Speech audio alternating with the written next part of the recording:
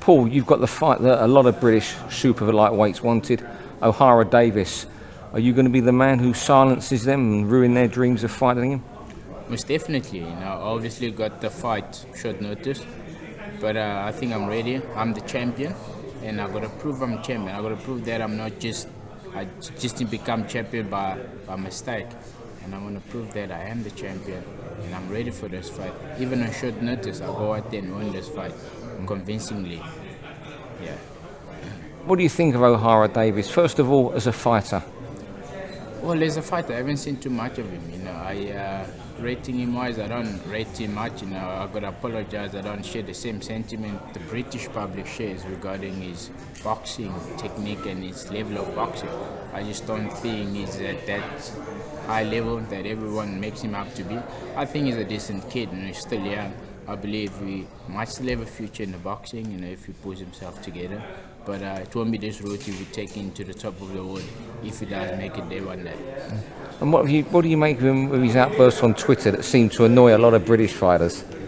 Well, I'm not so much on Twitter, I barely spend time on Twitter, but I'm strong-minded, so I don't let small things like that bother me. You could say whatever you want all day, every day. It wouldn't bother me.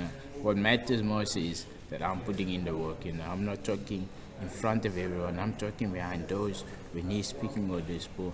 And then when we're under the light, and that way I do my talking, and that way I shine, and that way we see the difference between the two people. Who talks loudest with the mouth and who talks loudest with their fist.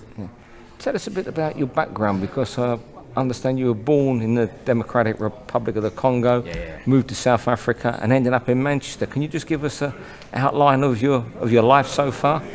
Well, my life so far, obviously, knowing that I was born in the Congo, and then we moved to South Africa with my whole family. I come from a huge family, 9 kids, me being number 6, and so we were situated in Johannesburg. And growing up, I was a big football player or fan. I played football as well, played for all the local club. I had quite a bright future in football. Fought a lot, I thought it's instinct, and I was born like that. And then one day I got injured in football. Couple of fights at school, I got hit a bit, and so I wanted revenge, so I went to start boxing, and then it just took off from there. And then obviously I turned professional in South Africa. I had got a few amateur fights, I had about 26, and I turned professional, and then I had about 18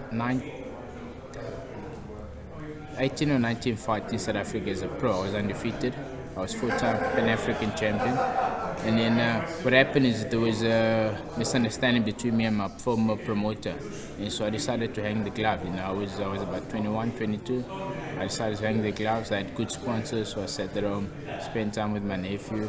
And then the one guy I never knew contacted me on Facebook. His name is Albert Siesta. He's the owner of Siesta Boxing.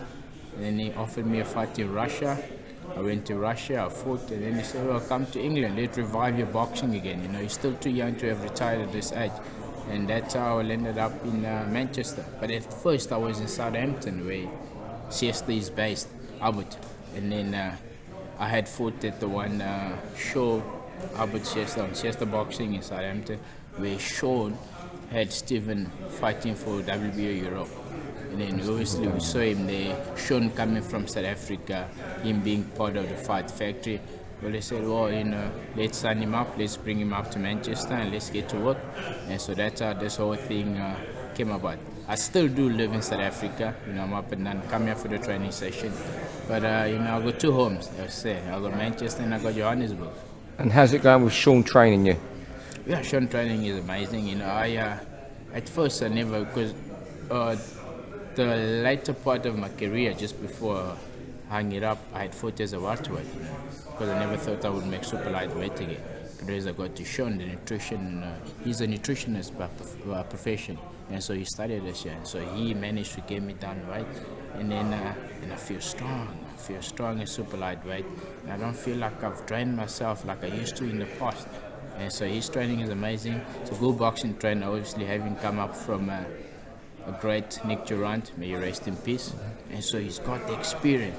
And beside that, he comes from where I come from, So we understand each other, not just Johannesburg, but the South, where I was born, a couple of miles down where I grew up. And so we get along very well in terms of we understand each other.